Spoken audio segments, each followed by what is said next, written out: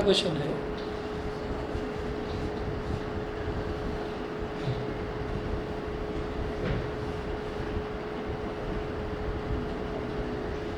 RT is equal to R naught into 1 plus alpha T minus T not.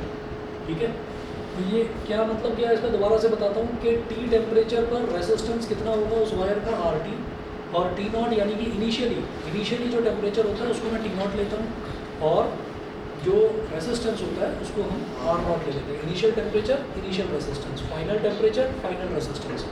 Alpha क्या होता है? Temperature coefficient of resistance, resistance का temperature coefficient है, और इसकी वैल्यू हमेशा होती है पर डिग्री सेल्सियस या पर केल्विन में, पर डिग्री सेल्सियस या पर केल्विन में। अच्छा, अब जरा देखिएगा क्वेश्चन में क्या दे रखा है। An electric toaster uses nichrome for its heating element. वो हीटिंग एलिमेंट के लिए उसके अंदर निक्रोम वायर यूज होती है। When a negligibly small current passes through it, its resistance at room temperature is 27 degree Celsius. Resistance at room temperature का मतलब क्या है कि शुरुआत में जो टेम्परेचर हमको टी नॉट दे रखा है वो है 27 डिग्री सेल्सियस, और टी नॉट पर उसका रेजिस्टेंस कितना बोल रहे हैं वो 75.3 ओम। तो इसका मतलब आर नॉट कितना दे रखा है 75.3 ओम।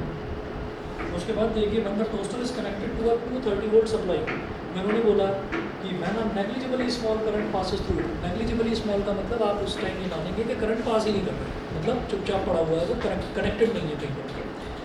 फिर वो बोलते हैं when the toaster is connected to a 230 volt supply, the current settles after a few seconds to a steady value of 2.68 ampere. जब उसको टोस्टर को 230 वोल्ट की सप्लाई से कनेक्ट कर दिया जाता है, तो यहाँ लिखिएगा न्यू केस।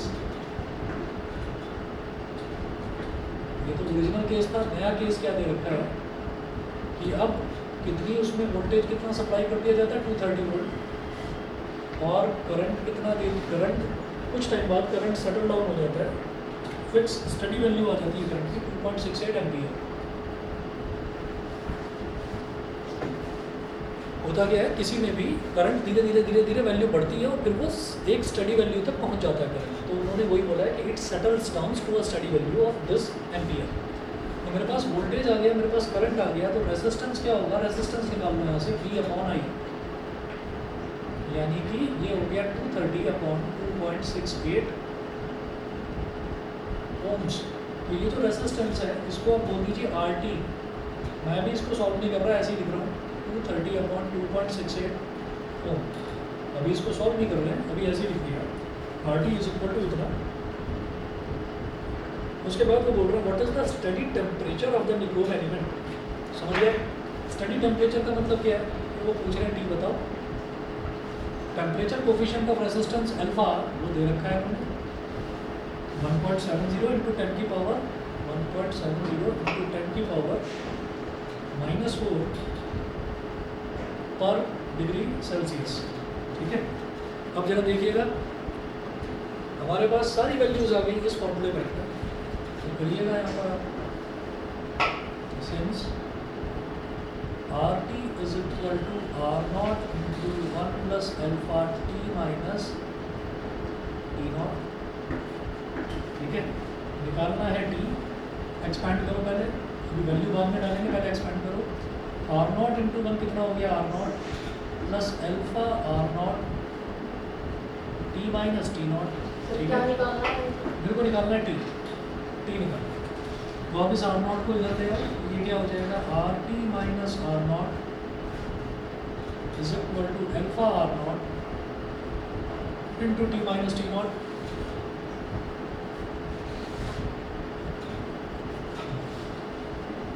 तो T minus T nought is equal to RT minus R nought upon alpha R nought.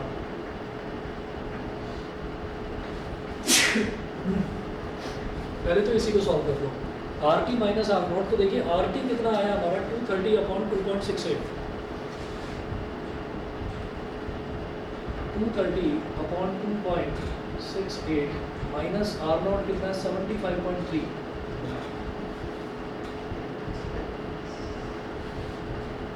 Upon alpha R nought. Alpha कितना है 1.70 इंटू 10 की power -4 into R nought again 75.3। इसको डिवाइड करने की कोशिश करते हैं 2.68 से 230 को। एलसीएम लेंगे तो थोड़ा बड़ा आएगा। एलसीएम को क्या डिवाइड ही कर दो पहले। तो 230 और 2 0 और आ गए और इसको डिवाइड करना है 268 से। समझ गए ना, कोई पॉइंट गया तो 23 के आगे 3 0 23,000 डिवाइडेड बाई 268 कितना होगा 2300 लेंगे। 230 तो ले नहीं सकते, वो 268 से छोटा है। तो 268 8 सा करके देखता हूँ पहले। 8 8 सा 64, 8 6 सा 48 और 6 54, 48 और 6 54, 5 कैरी, 8 2 सा 16 और 5 2144 2144। हाँ ठीक है, यही ठीक है। 9 लेंगे तो बड़ा हो जाएगा। 8 आ गया 268 8 सा 2144 10 - 4 is 6 10 - 4 is 6। यहाँ पर बचा 9 9 - 4 is 5 और यहाँ पर ये 156 आ गया। फिर एक 0 1560 तो 268 शायद 5 सा 5 सा करके देखते हैं। 268 5 8 सा 40 5 8 सा 40 5 6 सा 30 और 4 34। ये कैरी 5 2 सा 1340 ये है 1340 आ रहा है। 5 8 सा 44 कैरी 5 6 सा 30 और 4 34 3 कैरी 5 2 सा 10 और 3 32 तो है 1340।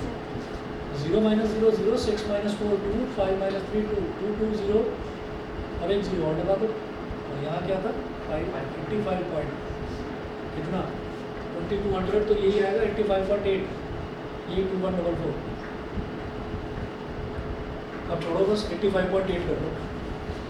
तो ये ऊपर वैल्यू आ गई हमारे पास 85.8 माइनस 75.3 अपॉन 1.70 इंटू ये जो 10 की पावर -4 है ना, इसको ऊपर ले जाओ तो ये हो गया 10 की पावर 4 और नीचे है 75.3।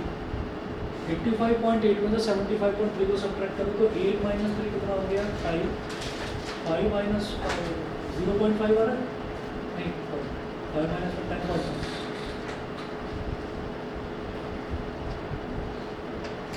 10.5 आ गया इंटू 10 की पावर 4 अपॉन 1.70 इंटू 75.3। ठीक है, सबके अगर पॉइंट हटा दिए जाए तो यहाँ पर 10 पॉइंट गया नीचे 10 1 0 2 0 ये 100 से गायब हो गया 1 0 5 0 अपॉन 17 3 सा 51 17 3 सा 51 5 कैरी हो गया 17 4 सा 85 और 5 90 9 कैरी हो गया 17 7 से कितना होता है 119 119 119 और 9 119 और 9 119 और 128 1280 आ गया और ऊपर 10 की पावर 4 आ गया। कैलकुलेटर से कर लूँ डिवाइड इसको।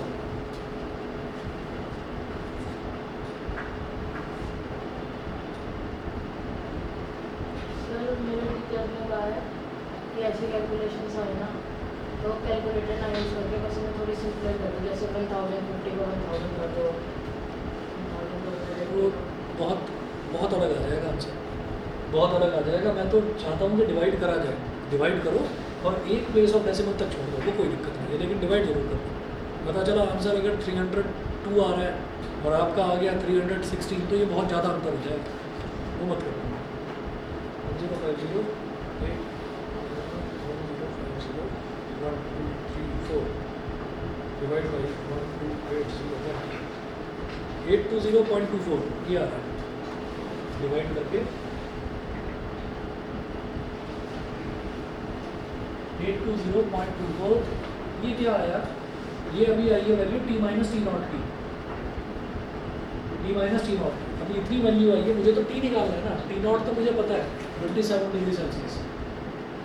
T is equal to 820.24 plus T nought, 820.24 plus 27।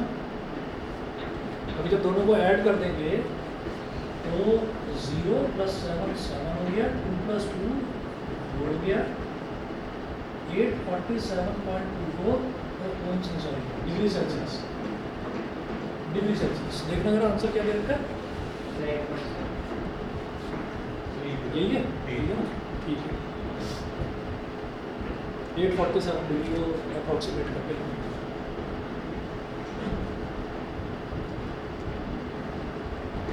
चलिए जी अगला क्वेश्चन देखते हैं। The temperature coefficient of resistivity for two materials, बात समझ में आ गया?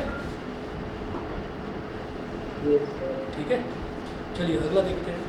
The temperature coefficient of resistivity for two materials A and B are 0.0031 per degree Celsius and 0.0068 per degree Celsius respectively. Temperature coefficient of resistivity दे रखा है।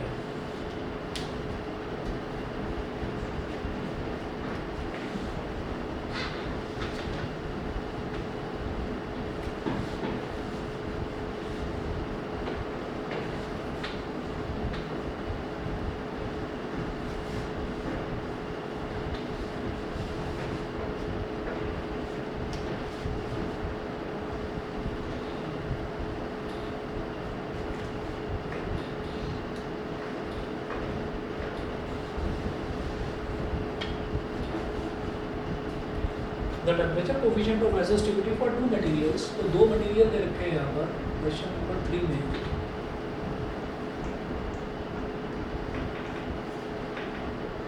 Material A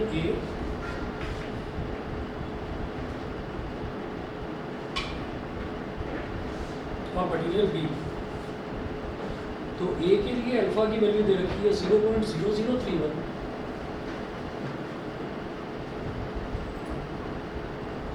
पर degree Celsius, और B के लिए दे रखी है अल्फा की value 0.0068 per degree Celsius respectively. Two resistors R1 and R2 made from materials A and B respectively have resistances of 200 ohm and 100 ohm at 0 degree Celsius. तो material A का 0 degree Celsius पर यानी कि R0 पर इसका resistance कितना है 200 ओम, ठीक है। और इसी तरह से मटेरियल B का R0 कितना है 100 डिग्री सेल्सियस, 100 ओम। तो जो R0 का मतलब क्या होता है इनिशियल रेजिस्टेंस, तो इनिशियल रेजिस्टेंस मतलब इनिशियल टेम्परेचर, तो इनिशियल टेम्परेचर 0 डिग्री सेल्सियस बोला है ना, तो हमारा T0 कितना हो जाएगा 0 डिग्री सेल्सियस। ऐसे ही इस केस में भी T0 हो जाएगा 0 डिग्री सेल्सियस। फिर वो बोल रहे हैं show on a diagram the colour code of a carbon resistor, show on a diagram the colour code of a carbon resistor. तो कार्बन रेसिस्टर भी आ गया यहाँ पर, अभी आता हूँ उस पर भी। That would have a resistance equal to the series combination of R1 and R2 at a temperature of 100 degree Celsius. That would have a resistance equal to the series combination of R1 and R2. ठीक है, तो R1 मतलब ये पहला वाला, तो इसको आपने बोल दिया R1 बोल दिया। R1 कितना है ये मुझे नहीं पता, ये मैं नहीं जानता। ऐसे ही R2 कितना है ये भी हमें नहीं पता। R1 और R2 हमें नहीं पता, लेकिन वो बोल रहे हैं एट कितना 100 डिग्री सेल्सियस। तो T की वैल्यू मुझे पता है 100 डिग्री सेल्सियस। ऐसे यहाँ पर भी T की वैल्यू मुझे मालूम है 100 डिग्री सेल्सियस। यहाँ तक समझ में आ गया। अब करना क्या है कि आपको सारी वैल्यूज आ गई। R1 मतलब एक तरह से RT ही तो हो गया। जब T आपका 100 डिग्री सेल्सियस है तो ये जो R1 है ये हमारे लिए RT है। ऐसे ये R2 है, ये मटेरियल भी ये दूसरे वायर के लिए RT है। तो यहाँ का RT निकालना है, यहाँ का RT निकालना है। R1 आ गया, R2 आ गया, ठीक है। जब R1 R2 आ गया दोनों को ऐड करना है, सीरीज कॉम्बिनेशन का मतलब क्या है कि इक्विवेलेंट रेजिस्टेंस क्या हो जाएगा R1 प्लस R2। वो जो R1 प्लस R2 रेजिस्टेंस आएगा उसका कार्बन कोड वाला आपको वो बनाकर दिखाना है डायग्राम। वो याद है ना वो मतलब V Roy of Great Britain has very good wife, वो वाला कोई वाला, ठीक है। तो वो बेहद आसान है, वो हो जाएगा। फिलहाल मेरे को R1 और R2 निकालना है, ठीक है। तो फॉर मटेरियल यहाँ लिखिए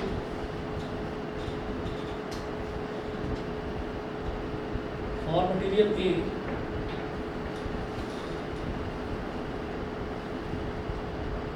और मटेरियल है R1 is equal to R0 into 1 plus alpha T minus T nought, ठीक है। तो यहाँ पर R0 कितना है 200, 1 प्लस एल्फा कितना है 0.0031 मल्टीप्लाई बाई बटा टी कितना है 100 और टी नॉट हमारे लिए बड़ा आसान है 0 है, ठीक है।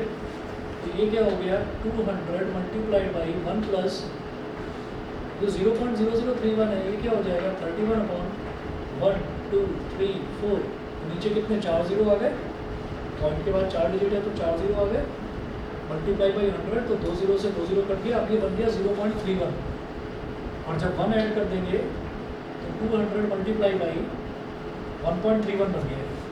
समझ गए इतना क्लियर? हाँ, अब ये जो 1.31 है इसका पॉइंट गया तो नीचे आ गया 100 तो 2 जीरो से 2 जीरो कट गए, 2 इंटू 131 कितना हो गया 2 1 2 2 3 6 2 1 3 तो 262 ओम आ गया।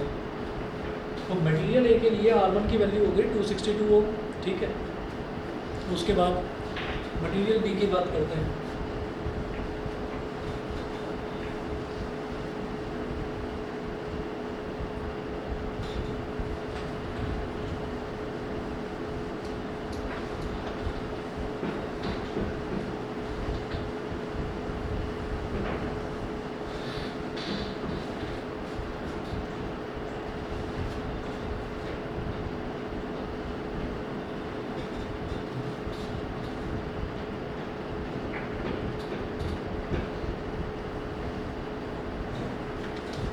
Material B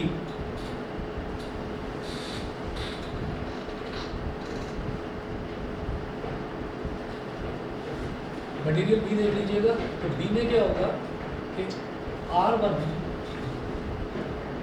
R2 sorry R2 is equal to R0 into 1 plus alpha T minus T nought.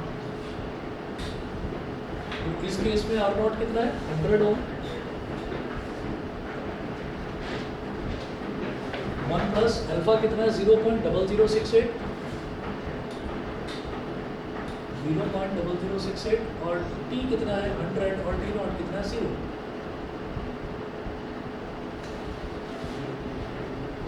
तो 100 multiply by 1 plus 68 upon 1 2 3 4 multiply by 100, 2 zero से 2 जीरो कट गया, ये बन जाएगा 0.68, 1 प्लस 0.68 इज 1.68,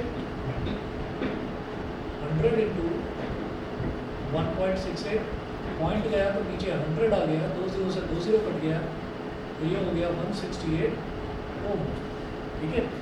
अब R1 और R2 का series combination of R1 and R2।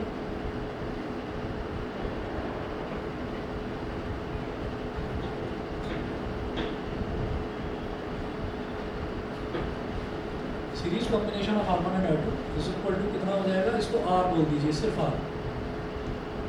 R is equal to R1 plus R2। तो R1 is 262 and R2 is 168। तो 2 प्लस 8 10, 1 कैरी आ गया, 1 प्लस 6 7, 7 और 6 13, 1 प्लस 2 3 430 ओम्स, 430 ओम्स ये आ गया। अब मैं आगे वो कलर कोड वाला जो है वो देखता हूँ। अब उन्होंने क्या बोला है यहाँ पर आपको, show on diagram the colour code of a carbon resistor that would have a resistance equal to the series combination of R1 and R2 at a temperature of 100 degree Celsius. Neglect the ring corresponding to the tolerance of the carbon resistor. तो हमें tolerance वाली उसकी बात ही नहीं करनी है, उस ring को नेगलेक्ट कर देना है। तो यहाँ से मैं ये देखूँगा कि ये वाला जो क्वेश्चन था ये वाला जब क्वेश्चन जब कभी ऐसा क्वेश्चन आता है तो एग्जामिनर ये एक्सपेक्ट करता नहीं है आपसे कि आप अलग अलग रंगों की पेंसिल या अलग अलग रंगों के पेन लेकर जाएंगे, ठीक है। वो आपको क्या करना है, आपको रिंग बना देनी है, उस पर कलर लिख देना है, बस लिख देना है कि ये येलो है, ये रेड है, ऐसे आपको लिख देना है। तो इसको मैं लिखूँगा कैसे, समथिंग इंटू 10 की पावर समथिंग, उस तरह से मैं ओम्स को मतलब रेजिस्टेंस को उस तरह से मैं लिखूँगा। तो जैसे 430 ओम है तो 430 को आप ऐसे लिख देंगे 43 इंटू 10 की पावर 1 ओम। आप ये कहेंगे कि नहीं सर मैं तो इसको 4.3 इंटू 10 की पावर 2 लिखूँगा, वो नहीं लिखना है। वो नहीं लिखना है, क्यों? क्योंकि मुझे फर्स्ट सिग्निफिकेंट डिजिट और सेकंड सिग्निफिकेंट डिजिट जरूर चाहिए, ठीक है। तो पॉइंट नहीं लगाना है बीच में, 2 डिजिट मेरे को चाहिए। और ऐसा क्वेश्चन आएगा तो उसमें थोड़ी बड़ी वैल्यू ही आएगी रेसिस्टर की, ठीक है। समझ गए मेरी बात? ठीक, अब वही रिंग बना लीजिए आप। हाँ हाँ, छोटा सा डायग्राम बना लो, छोटा सा सिलेंडर बना लो और रिकॉल करिए। अब रिकॉल करोगे याद आएगा नहीं, लेकिन वो बीबी रॉय और Great Britain as very good wife वो याद आ जाएगा, है ना। तो ये वाले जो लॉजिक है ये काम आते हैं। B B Roy of Great Britain as very good wife, ठीक है। अब this B is for black, this is for brown, red, orange, yellow, green, blue, violet, grey और white। तो क्या होता था 0 1 2 3 6 7 8 9, ठीक है। तो फर्स्ट सिग्निफिकेंट डिजिट क्या है हमारी 4, सेकंड है 3। तो आप क्या करें,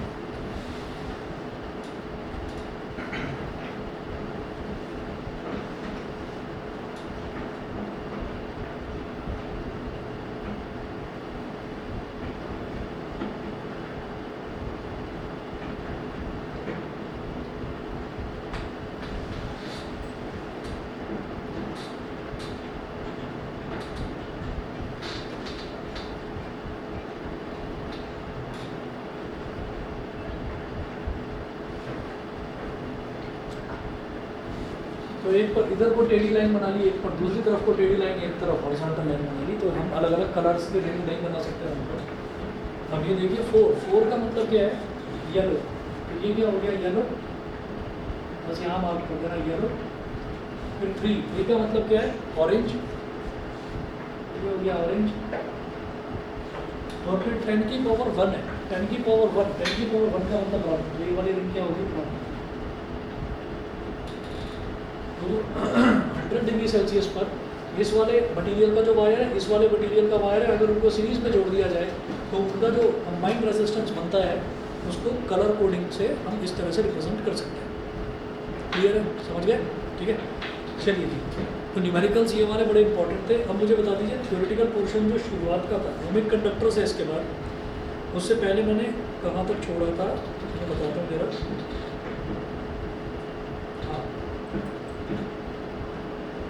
हाँ जी, ये मैंने छोड़ दिया था semiconductors and insulators, page number 30। Semiconductors and insulators, page number 30। यहाँ पर आ जाइए। न्यूमेरिकल्स ये वाले इंपॉर्टेंट है और आपने देखा होगा आसान नहीं है, कोई ज़्यादा मुश्किल नहीं है।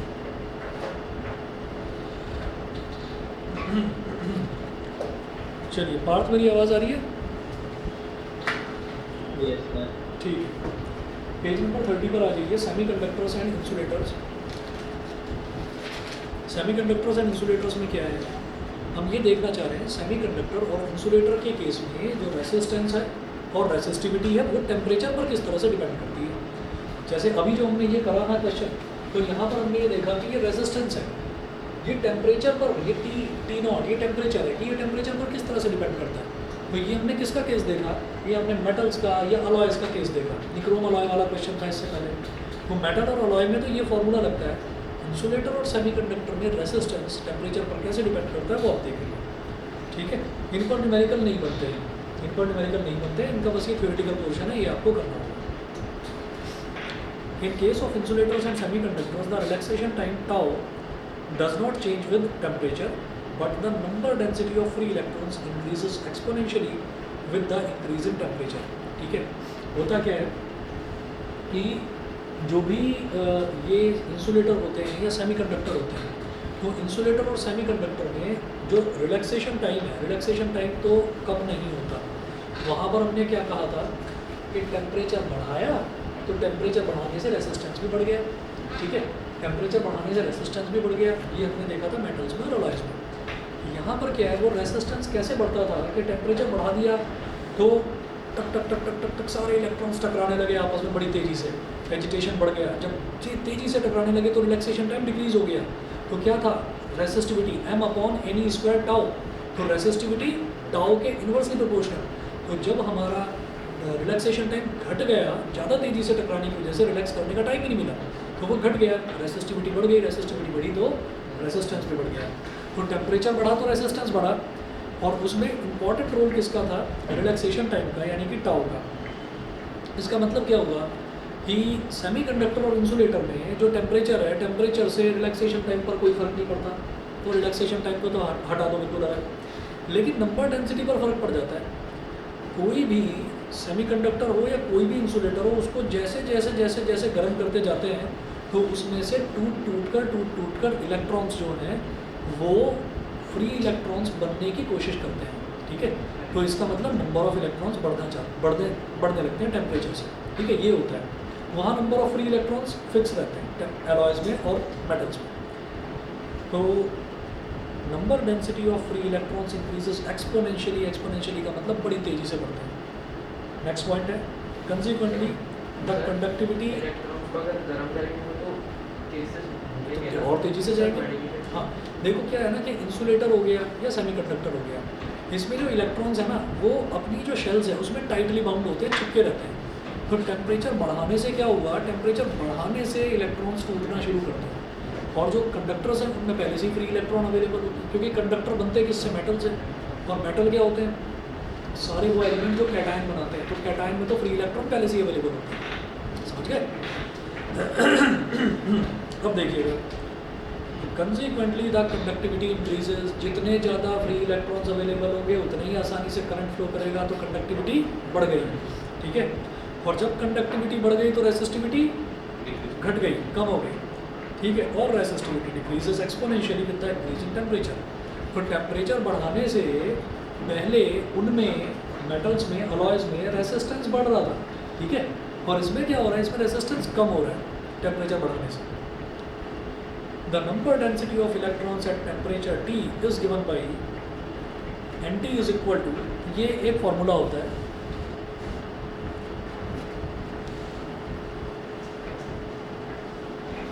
तो ये एक बहुत इंपॉर्टेंट रीज़न है। लैपटॉप्स हो गए, मोबाइल फ़ोन्स हो गए, इनफैक्ट जो टीवीज़ हो गए, आजकल आपने देखा होगा, किसी आप थिएटर में जाने की ज़रूरत नहीं है, किसी रेस्टोरेंट में चले जाओ, वो सुबह से खुलता रात तक उसका टीवी चलता ही रहता है। ठीक है, कई घर भी हैं ऐसे, कई घर भी ऐसे, कोई अगर टीवी ना भी देख रहा हो उस घर में टीवी चलता ही रहता है। ऐसा भी होता है कि एक रूम में उसमें टीवी चल ही रहा है, आ गए देख लिया, हाँ चलेगा चलेगा, किसी में न्यूज़ चल रही है, किसी में भजन चल रहे हैं, किसी में गाने चल रहे हैं।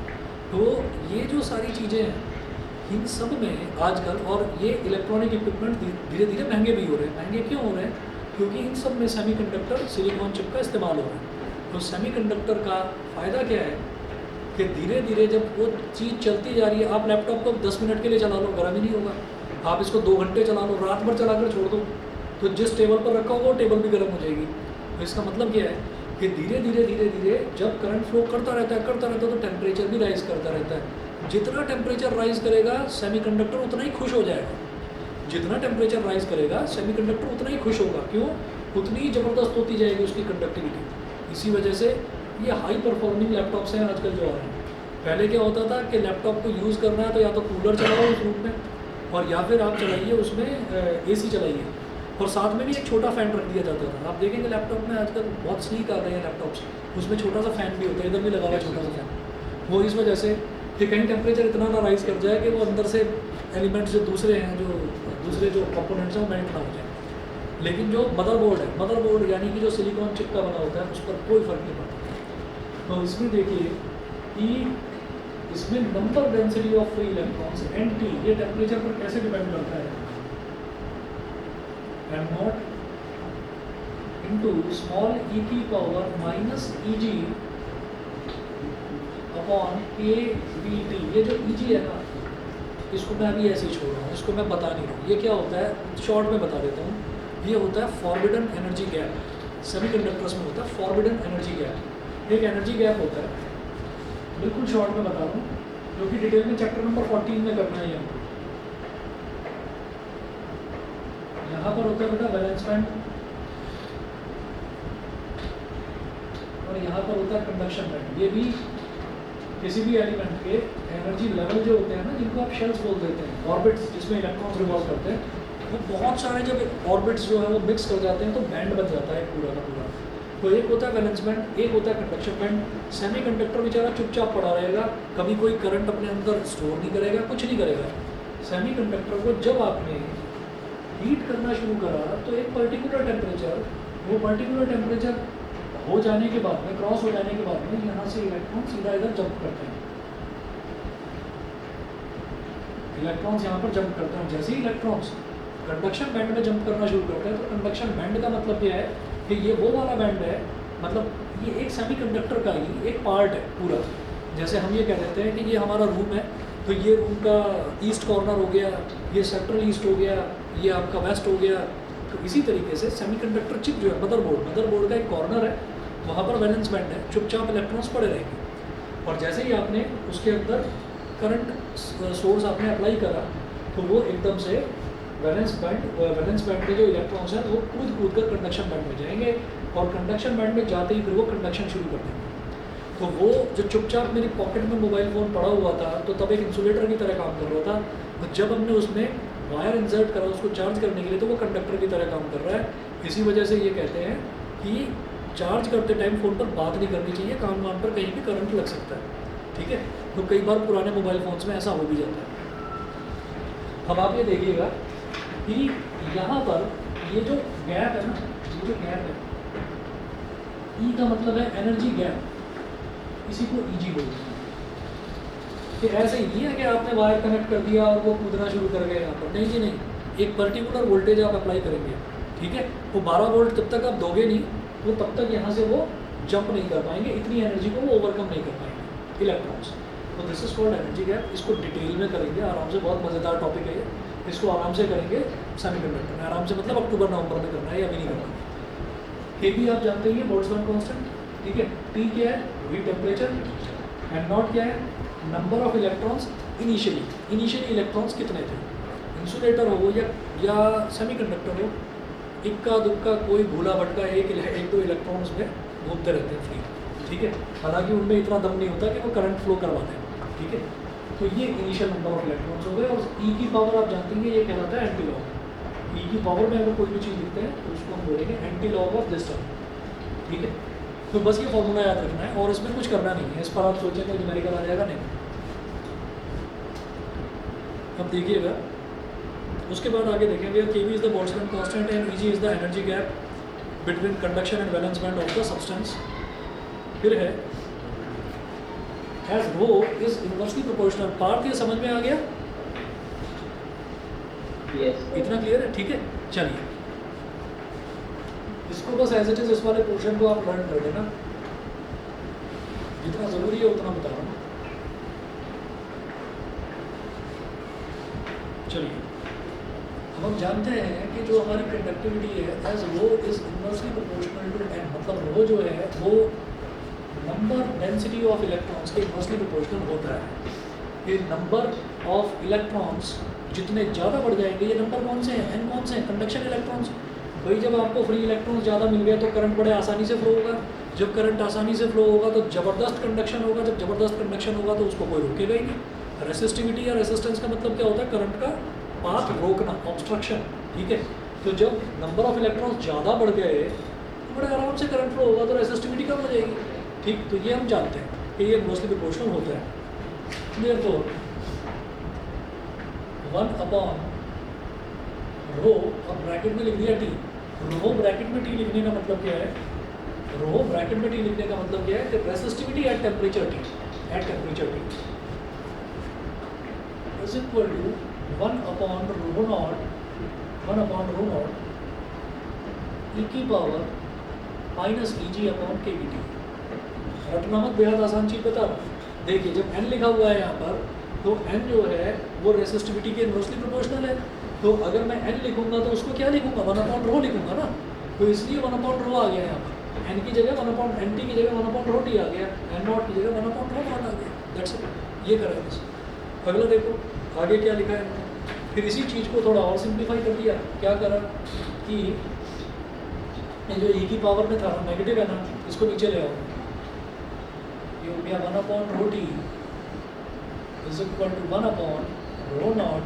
जब ये नीचे आ जाएगा तो पावर जो है वो पॉजिटिव हो जाएगी, e की power E G upon K V T, taking reciprocal both sides. तो क्या हो गया, ρt is equal to ρ0 into E की power E G upon K V T.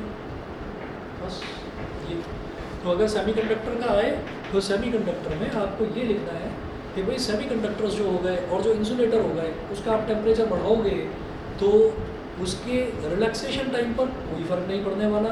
उसके जो नंबर ऑफ इलेक्ट्रॉन्स है वो तेज़ी से बढ़ेंगे। जब नंबर ऑफ इलेक्ट्रॉन्स तेज़ी से बढ़ेंगे तो कंडक्टिविटी बढ़ेगी, कंडक्टिविटी बढ़ेगी तो रेसिस्टिविटी कम होगी, रेसिस्टिविटी कम तो रेसिस्टेंस भी कम। ठीक है, वो लिखना है। उसके बाद नंबर ऑफ इलेक्ट्रॉन्स किस तरह से रिलेट करते हैं टेम्परेचर के साथ में, नंबर ऑफ इलेक्ट्रॉन्स और टेम्परेचर का रिलेशन, ये आपको रटना है फॉर्मूला एज इट इज। उसके बाद आप ये बता देंगे कि रेसिस्टिविटी इनके इनवर्सली प्रोपोर्शनल है, तो एन टी की जगह क्या लिख देंगे 1/ρt, एन नॉट की जगह क्या लिख देंगे 1/ρ0। तो ये एज इट इज रहेगा। फिर ऐसे ही लग रहा था कि अपॉन में लिखा हुआ है, थोड़ा सा परेशान कर रहा है, इसको जरा इंसानों की तरह लिख लो नॉर्मली। तो नेगेटिव वाले को नीचे ले आए, ठीक है, दोनों तरफ रेसिप्रोकल ले लिया ये बस। सर इनका फॉर्मूला क्या आपके पास शीट नहीं है? सर इतने सारे फॉर्मूले हैं। ये वैसे आप सही कह रहे हो, होनी चाहिए एक शीट होनी चाहिए, पूरे फिजिक्स के सारे फॉर्मूले होने चाहिए उसमें। इस साल बना दूँगा, इस साल बना। वैसे आप भी बना सकते हो, मैं नोट्स सारे देता रहूँगा, आप उसमें हाईलाइट करते रहना उसमें। सर मेरे पे एक्चुअली व्हाट्सएप पर प्रोपोर्शनैलिटी नेट का भी पर होना चाहिए। PDF format. हाँ क्या किससे प्रोपोर्शनल है सब का। देखिए ये सारी चीज़ें ना खुद पढ़कर ही हम जब बनाते हैं ना तब ज़्यादा समझ में आती है। मान लो मैं आपको बहुत सारे फॉर्मूले लिख कर भी दे दूँ ना, वो तुम याद नहीं करोगे। जब तुम सारा चैप्टर पढ़ोगे तो खुद से ही हम शॉर्ट नोट्स बनाते हैं कि एग्ज़ाम टाइम में हमको ये रिवीजन में हेल्प मिलेगी। कितना भी देख लेना, आप नेट पर मिल जाएंगे बहुत सारे, लेकिन खुद से जब तक नहीं बनाएंगे वो मज़ा आ नहीं पाता। फिर भी मैं बना कर दे दूँ। देखिए पेज नंबर 31 पर आइए। At room temperature EBT is equal to 0.03 electron volt. Whether the non-conducting substance is an insulator or a semiconductor, it depends on the size of the energy gap. अब इन्होंने ये समझा दिया कि वो एनर्जी गैप पर डिपेंड किस तरह से करता है। मतलब ये तो टेम्परेचर के साथ तो रिलेशन था ही, अब वो कह रहे हैं एनर्जी गैप का भी रोल थोड़ा बताइए उसमें। तो हम ये कहेंगे कि अगर EG जो है if it is less than और इक्वल टू 1 इलेक्ट्रॉन वोल्ट, ये इलेक्ट्रॉन वोल्ट जो है, इलेक्ट्रॉन वोल्ट भी एक यूनिट होती है एनर्जी की, इसमें और जूल में भी एक रिलेशन होता है। अगर हम इलेक्ट्रॉन वोल्ट को 1.6 इंटू 10⁻⁻19 से मल्टीप्लाई करते हैं तो वो जूल में कन्वर्ट हो जाता है। बस इतना रिलेशन है, ठीक है। तो इलेक्ट्रॉन वोल्ट एक यूनिट होती है एनर्जी की। तो किसको? अगर इसी को 1 को आप 1.6 इंटू 10⁻⁻19 में मल्टीप्लाई करते हैं तो इलेक्ट्रॉन वोल्ट हटा दो और जूल लगा दो, जे लगा दो, ठीक है, ये होता है। तो इलेक्ट्रॉनिक्स में जनरली जो सेमीकंडक्टर्स में खासतौर पर इलेक्ट्रॉन वोल्ट लिया जाता है, क्योंकि जूल में लेंगे तो फिर वही 10⁻⁻19 में जाएगा, तो वो ज़्यादा आसान है कि इलेक्ट्रॉन वोल्ट में ले लिया जाएगा।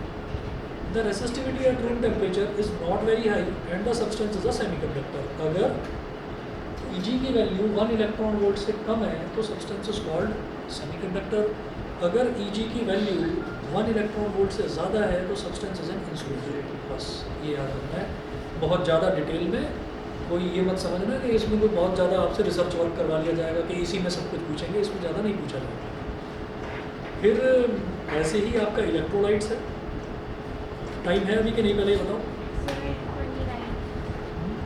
ठीक है, आज इतना ही कर लीजिए फिर, ठीक है। और कल के लिए तैयार रहिएगा, कल मैं रात को 9 बजे एक्स्ट्रा क्लासेस, ठीक है। सर इसी चैप्टर? हाँ, इसी चैप्टर को कंटिन्यू करेंगे आप। सर मैच के 2 ही पूछनी सर, मूवी करवा देंगे। हाँ सर मैच के बस 2 ही पूछनी चाहिए। हाँ, वो कल करवाई दूँगा, तो कल करवाई दूँगा, वो करवा के कुछ और स्टार्ट करेंगे। Good evening. कल आई थी ना